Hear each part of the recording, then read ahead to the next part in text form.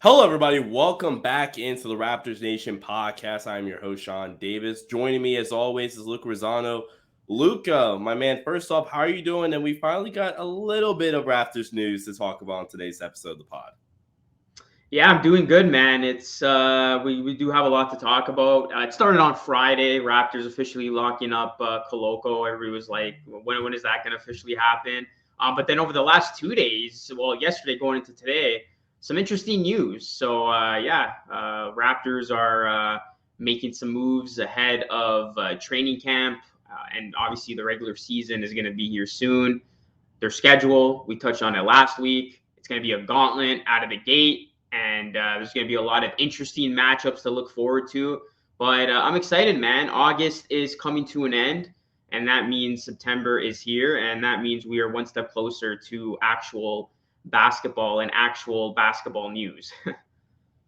Indeed. So before we dive into all of that, I do want to throw out a quick reminder. Please do subscribe right here to the Raptors Nation YouTube channel. Ring that post notification bell as well. Apparently, 88% of the viewers that watch the videos are not already subscribed. So, guys, what are you doing? Subscribe to the Raptors Nation YouTube channel. If you're listening to this on podcasting platforms, please do leave us a 5-star rating and review wherever you listen to podcasts, Apple Podcasts, Spotify, or wherever, again, you listen to podcasts. But like Luca mentioned, Christian Koloko, the rookie draft pick in the second round, I believe with the 34th overall pick, they finally signed his contract to a 3-year deal. 3-year, I believe, is been reported $5.24 million deal, with the third year, I believe, being partially guaranteed. This is, in my opinion, Luca, a win-win, a great deal for the Raptors anyway. And Masai, just again, and this is so marginal, but I guess, from my other previous background on that jersey, kind of indicating that, some teams, they don't do the really small things like taking a part of your mid-level exception and giving it and adding it to your rookie contract, so you're able to have that third year and that extra flexibility. That team didn't do that with Alex Caruso, Taylor Horton-Tucker, or Austin Reeves, or Max Christie. So they continue to mess up and not learn from their mistakes. So a small win, but I think it's a win-win and a great contract by the Raptors. Yeah, I like that point a lot from you. I mean, this could be a hidden gem when it's all said and done. Selected 33rd, couldn't go wrong. Once I saw that the Raptors selected Koloko, it's funny because I did a draft video of my own. He was one of the 3 names that I profiled that I wanted to see the Raptors take with that 33rd pick. So once it was Koloko, I was excited. I was jumping up for joy because there's a lot of raw potential with this guy. Now, he's not going to come out of the gate and be a guy that's going to play a whole ton of minutes or start or do anything like that. Expect him to spend some time with Raptors 905, a lot of time at that. And his offense is still a long way from being very polished, but it's the rawness that he has on defense. A big body that he is, being able to rebound, being able to block shots. We saw a little bit of that during the summer league. He's going to have to tame himself a bit. We saw him uncharacteristically get into foul trouble. So just little things like that, he's going to get better with as time progresses and as he becomes more situated with this Raptors system and Raptors team. But just looking at him as a raw prospect and a guy who the Raptors need just based on need alone, I think Koloko is going to gel well with this Raptors team. And again, we talk about the Raptors developmental system being one of the best in all of the NBA. Just taking somebody like Koloko, who has a lot of good intangibles, you got to be excited about what they can turn him into and what they can mold him into over time. So stay patient. It's probably going to be a little bit of a learning curve for sure. And I'm excited to see how Koloko ultimately pans out with this team. I am as well. I will admit I was a little bit lower on Koloko. He was not in my top draft prospects video that I did here for the channel. Go check it out. I had a lot of fun doing it. I would have really loved them going after Andrew Nembhard. That's still the guy I would have loved the Raptors to go after. But all in all, no, I think, like you mentioned, Koloko in this Raptors developmental system under Nick Nurse, the sky's the limit. Like you mentioned, he's probably going to play a lot for the Raptors 905, which, couldn't might not be a bad thing, especially for year one and maybe even year two. Um, let's talk about the Raptors making some decisions with their final training camp roster. So they are they cut Steve, fan favorite, and they also Yuta. I'm trying not to botch his last name. Luca, you pronounce it spectacularly on your video on your channel, so I'll let you handle this one, bro. Yeah, Yuta Watanabe. It's taken me a while to get it right. I mean, covering the Raptors a lot on my channel and doing live streams, I've trust me, I botched it a ton at the early stages of it. But now, I mean, I'm not gonna be saying it as much because he's going to the Brooklyn Nets. So yeah, we'll first start with the Yuta news. It was expected that his days with the Raptors were all numbered, especially since the Raptors had finalized their roster spots going into training camp, and there was a lot of talk that Yuta's days were going to be coming to an end. And we know this is a guy that he did show a lot of heart and hustle while he was out there on the court. He did do a lot of good things defensively. He was able to hit the three ball, I think, for like 37%. So he did do some good things for this Raptors team, but it just came to a point where, yeah, he wasn't getting a whole ton of minutes. He wasn't doing enough that made him a consistent bet with Nick Nurse's rotations and just the amount of guys that came in. And we're going to get into the rotations in just a little bit. I didn't see Yuta surviving, all the moves and all of the changes that have happened this offseason. So, yeah, I'm going to miss him. He made a lot of memorable moments out there on the court. I mean, a lot of them were him getting postered. I mean, the one that comes to mind is Anthony Edwards. the Anthony Edwards one. That is just absolutely absurd. But other than that, man, like he was a fan favorite. He was a beloved character here. Everybody loved to root for him. Anytime he came on, he just brought that energy. And yeah, he's going to be missed. And he was definitely a guy who I enjoyed watching play and somebody who is just so easy to root for. So I'm hoping he does some big things with the Nets. I hope he cracks their main roster. And that's a guy that could bring some defensive tendencies and some defensive skill to the Nets and try to help that team. So I'm wishing you all the best, and I hope he does crack that roster and ends up getting a shot with the Nets. As we know, if the Nets figure it out, they should be in contention. So They should be a really, really good basketball club. And like you mentioned, Yuta, a 34, he shot 34% from three last season, and he shot 40% from three. So, you could be getting a lower tier 3 and D player. And I mean, that's something that the whole NBA wants, and it's something that, the Nets definitely could use. They also, so they let Steve go as well, trying to open up the roster spot for Jalen Harris. Luca, another one that you really broke down well on your channel. What were your thoughts on the Raptors making this move and trying to open up the spot for Jalen Harris? yeah, I mean, the Svi move, it was kind of expected too. I mean, he's a guy who I was really high on when the Raptors took a shot on him. I believe former Laker too. He was on the Lakers before that, right? So I liked what he was going to bring to this team. The Raptors needed help with the three ball, with a guy who could hit the shot consistently, and that's exactly why they brought him in.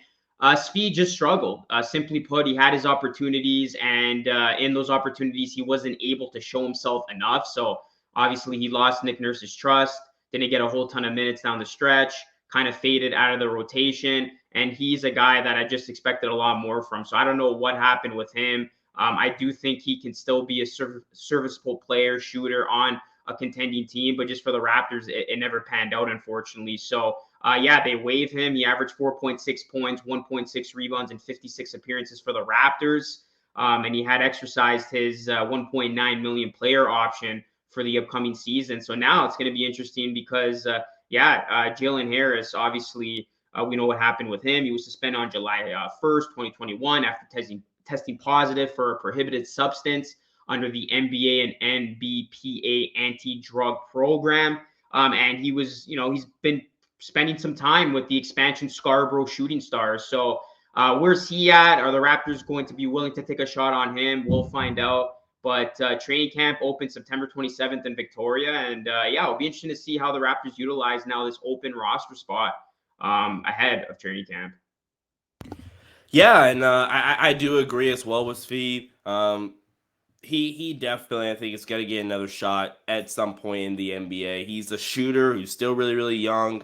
And I think, for a team that needs shooting, sure. I think some team out there, whether it's a contending team that is salary cap stricken and can't really make very much moves, in whether it's free agency or what's left of free agency or via the trade market, I definitely think he'll be on another NBA team just because he is a really good shooter in itself. But now I think let's have some fun, Luca, and let's take a look at the rotation. Let's take a look at the Raptors and what their projected rotation could be.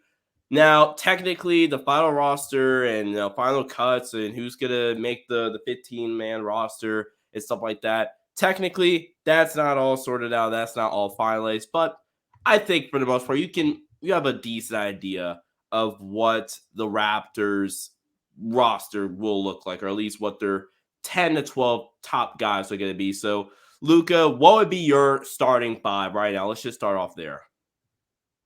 Yeah, I think they're going to run it back with the positionless basketball where, Fred, Gary Trent Jr., OG Anunoby, Scotty Barnes, Pascal Siakam. I think that's going to be, a starting five that they're going to roll out with again, but then expect to see a lot of Achua.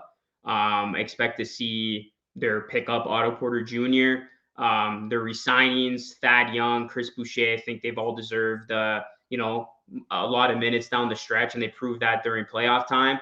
And then it's going to be interesting with the backup guard, Delano Banton and Malachi Flynn, both guys capable of doing that. Is Nick Nurse going to show us a little bit of both? He hinted at it when he was hosting, I think it was his golf charity event, or is he just going to put his stock and faith in one guy? But those are the players that just stand out to me that are going to be getting the majority of the minutes and the bulk of the minutes, and the guys that Nick Nurse is really going to lean on. So personally, I'm most interested to see the combination, if we are going to get a combination of Flynn Banton, or if one guy is really going to beat out the other and get those significant guard minutes behind a Fred VanVleet, like we touched on in previous shows. He needs that pressure off of him, or else the Raptors are going to be forced to use a Siakam or Barnes as kind of that point forward. So yeah, those are the guys that I think are locks for sure to get minutes during the regular season and beyond. Yeah, I think I agree with the starting five, although I've been toying with some lineups in my head, Luca, and I wouldn't be too upset if they decided that they won't do this. I'd be actually very, very surprised they did do this. But if you want to up the ante on the switchiness defensively, and you want to bring some guard relief and guard help to Fred VanVleet and have a legitimate, backup guard, run a lineup of Fred VanVleet, OG Anunoby, Scotty Barnes, Pascal Siakam, and Preston Achua.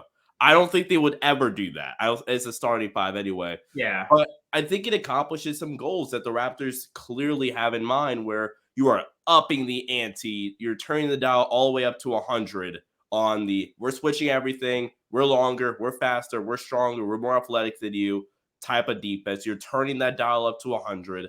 And then also you can easily or more easily be more comfortable with giving Fred VanVleet a break, because his backup now is Gary Trent Jr., who is a microwavable scorer that can create for himself off the dribble.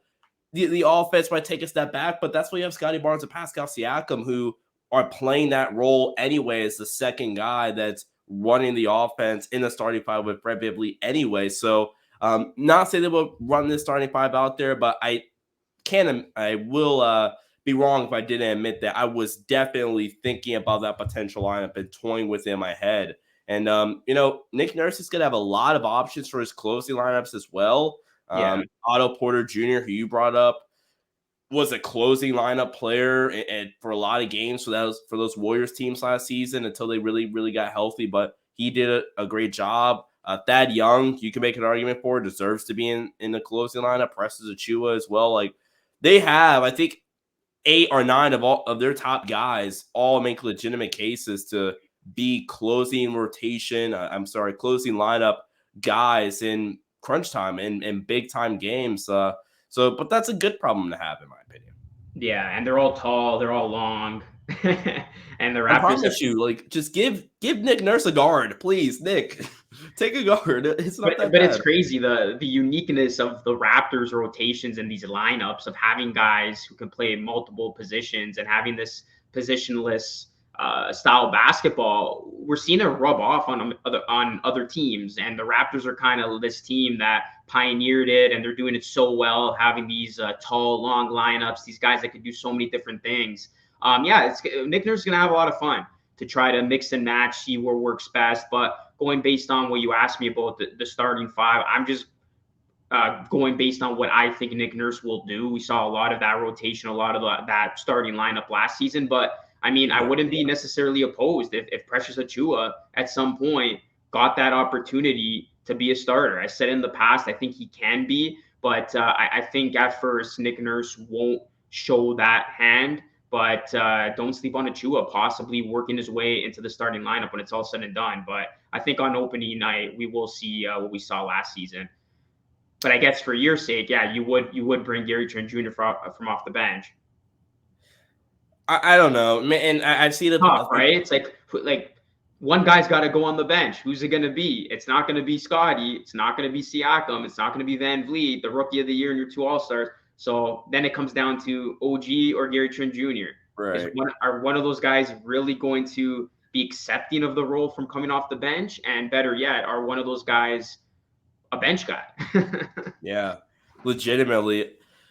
I know that a lot of people in the chat in the comments are like, Sean doesn't understand, yada yada. The Raptors, they don't need guards. I'm just saying that eventually you're going to need another legitimate guard, another legitimate backup guard. Like, the wing depth is absolutely cool, but if Fred VanVleet, knock on every single piece of wood that I can find, gets a little banged up, like we really saw in that playoff series against Philly last year.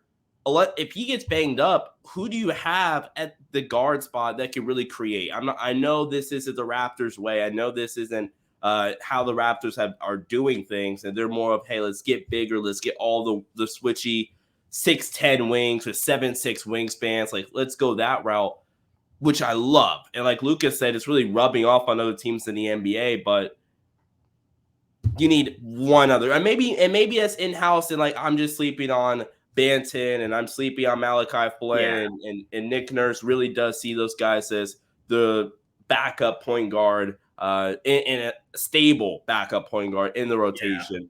Maybe I'm just sleeping on those guys, on Delano Banton and Malachi Flynn. And those are the guys, awesome. Then my only concern about this roster is now solved. But no, listen, it's a legitimate concern, but at the same time, I might be too high on Malachi Flynn and or Delano Banton, but I do think one of those guys, if not both, can do a good job. I'm putting my faith in Malachi Flynn.